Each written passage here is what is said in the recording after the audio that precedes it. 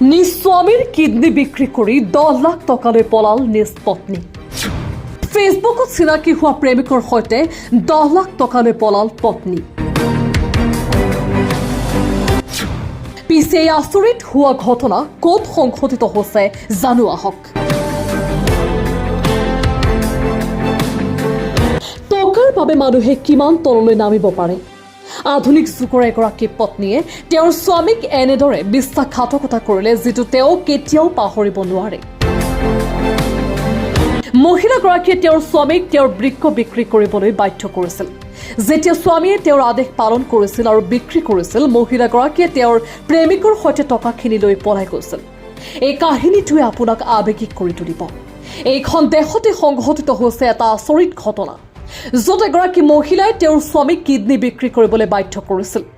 পত্নীৰ কথামতে স্বামী যেতিয়া 10 লাখ টকা তেওঁৰ কিডনি বিক্ৰী কৰে, কিডনি বিক্ৰী কৰি পোৱা টকাখিনি মহিলাগৰাকীয়ে নিজৰ লগত ৰাখিছিল।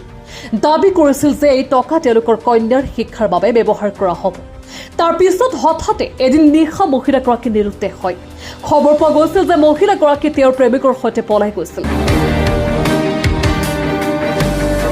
তাৰ পাছত অসহায় স্বামীয়ে মহিলাগৰাকীৰ বিৰুদ্ধে আৰক্ষী থানাত গোচৰ ৰুজু কৰে।